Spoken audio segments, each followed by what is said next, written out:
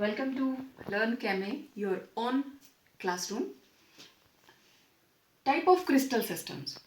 In continuation with the previous lecture, उसमें आपने unit cell किया, नंबर ऑफ एटम्स पर यूनिट सेल किए. अब कितने तरह के हमारे पास क्रिस्टल सिस्टम हैं, हम उनके बारे में बात करेंगे. ठीक है, तो इधर मैंने टाइप्स लिखी हैं, टोटल है 7. कंपैरिजन कहाँ पे होगा? along x axis, along y axis, along z axis. Angle क्या है? Those angles are alpha, beta and gamma. मतलब अगर आप एक रूम को कंसीडर करें तो एक नीचे एंगल बन रहा है, लेंथ टू विड्थ. फिर एक ऊपर को जा रहा है, लेंथ वर्सेस हाइट, और z एक्सिस के अलोंग विड्थ वर्सेस हाइट. तो 3 एंगल्स हैं हमारे पास, अल्फा, बीटा एंड गामा, क्योंकि 3 डायमेंशन में जाएगा एक्स, वाई एंड जेड. तो अब एक्सियल डिस्टेंसेस क्या हैं? Length, width and height, along x axis, along y axis and along z axis. तीनों डायमेंशन में क्रिस्टल की ग्रोथ होगी. तो अब इन दोनों चीज़ों के axial angle and axial distance, इनको कॉम्बिनेशन में लेके कितनी तरह के हमारे पास क्रिस्टल सिस्टम हैं? These are 7. सबसे पहले देखिए क्यूबिक. क्यूबिक के अंदर तीनों साइड्स बराबर रहती हैं, ए बी सी. आपको पता है क्यूबिक, जो भी क्यूब होगा उसका वॉल्यूम ए क्यूब होता है, क्योंकि तीनों साइड्स बराबर रहती हैं और तीनों एंगल भी 90 डिग्री के रहते हैं. अब क्यूबिक कितनी तरह का हो सकता है? It may be simple, it may be face centred, body centred and end centred. ये चारों चीजें आप कर चुके हैं. For example, sodium chloride, potassium chloride, zinc sulphide, copper, silver. Next, second type is tetragonal. Tetragonal में 2 साइड्स बराबर हैं लेकिन तीसरी साइड बराबर नहीं होती, लेकिन एंगल तीनों 90 के बराबर होंगे. और ये 2 टाइप के होते हैं, simple and body centred. Example, white tin, stannous oxide, calcium sulphate, titanium oxide. तीसरी टाइप है ऑर्थोरोम्बिक. ऑर्थोरोम्बिक के अंदर तीनों साइड्स आपस में बराबर नहीं होती और तीनों एंगल आपस में बराबर होते हैं. और ये 3 तरह के हैं, simple, face centred and end centred. और फॉर एग्जांपल, ऑर्थोरोम्बिक है तो rhombic sulphur, allotrope of sulphur, potassium nitrate, lead carbonate, barium sulphate. फिर है मोनोक्लिनिक. मोनोक्लिनिक के अंदर तीनों साइड्स आपस में बराबर नहीं हैं. अल्फा और बीटा 90 डिग्री के बराबर होंगे, लेकिन गामा जो है वो 90 डिग्री के बराबर नहीं होता.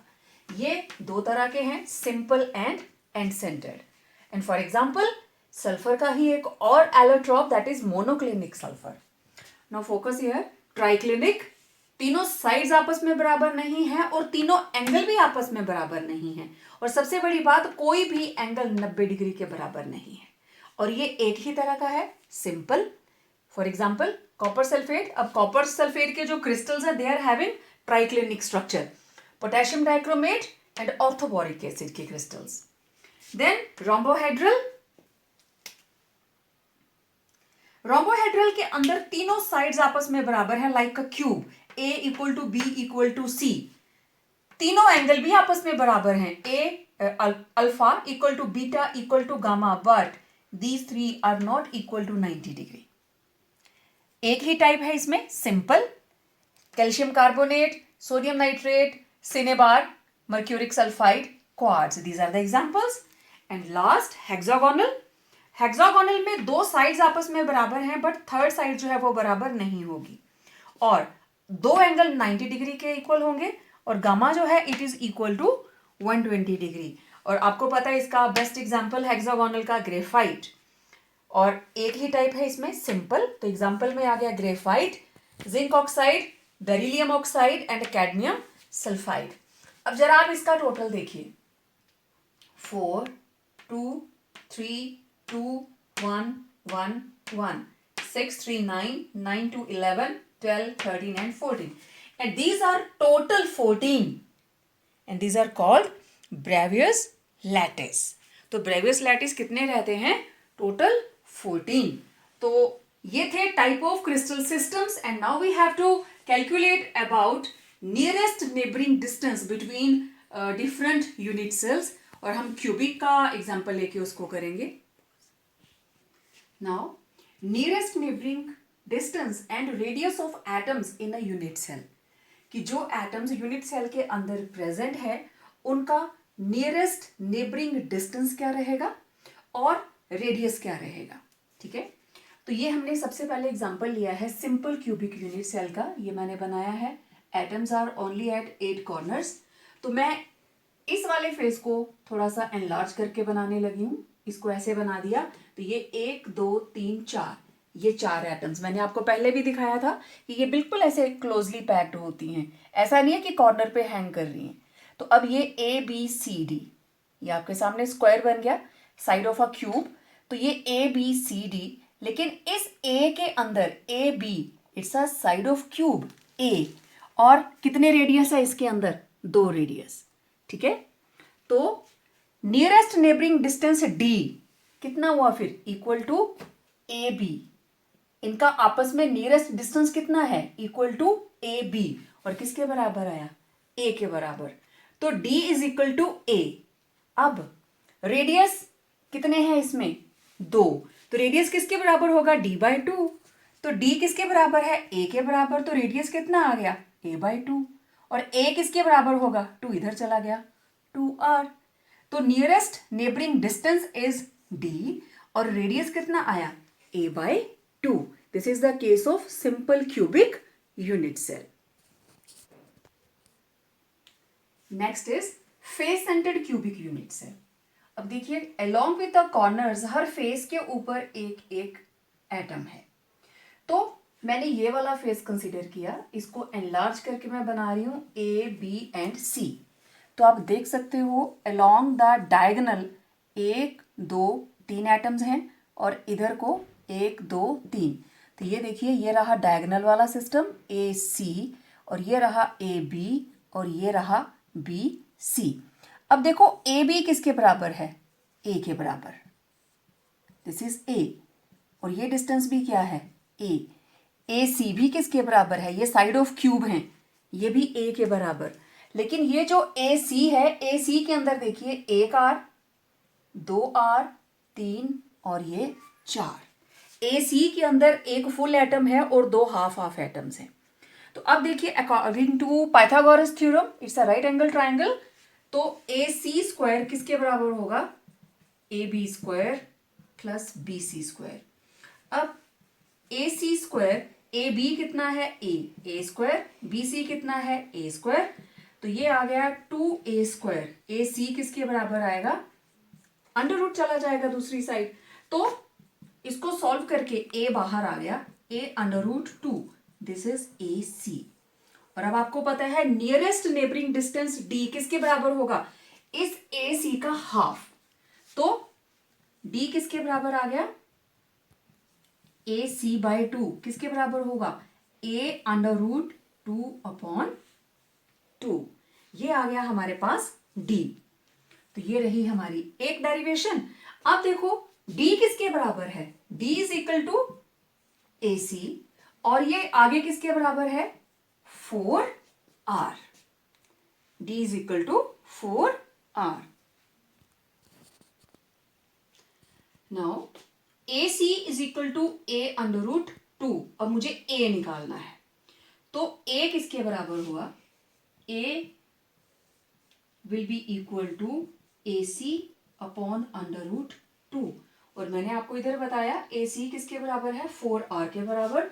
तो A will be equal to 4R upon under root 2. अब अगर आप इसको रैशनलाइज कर लेते हैं तो A किसके बराबर आ जाएगा? 4R under root 2 into under root 2 upon under root 2. तो ये कितना हो गया? ये आया हमारे पास 4 अंडर रूट 2R अपॉन 2. 2 2 जा 4, it will be 2 under root 2R. तो ये रही A की वैल्यू. तो यहां से अगर आप रेडियस निकालना चाहें तो it will be A upon 2 under root 2. तो ये सारे के सारे इंटररिलेटेड हैं. तो it was face centred cubic unit cell. शुरू.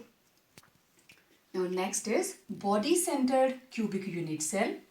अब आप इसमें देखिए, इसमें सिर्फ बॉडी के सेंटर में है and at the corner of cube, each corner of the cube.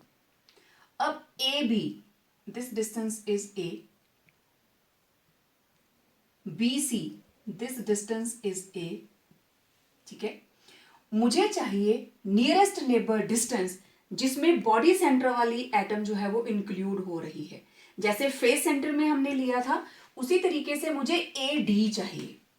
अब ए डी यहां डायरेक्ट नहीं निकलेगा, ये निकलेगा ट्राइंगल ए डी सी के साथ। ओके, तो पहले हम देखेंगे नियरेस्ट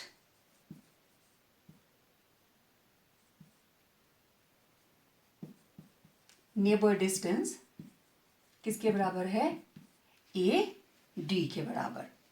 तो हमारे पास in right triangle A B C, पहले आप इसमें देखिए ए बी सी, ए बी सी के अंदर A C square it is equal to A B square plus B C square, let it be equation 1। अब आप देखिए in right triangle A D C, अब इसमें A D square it will be equal to A C square plus C D square.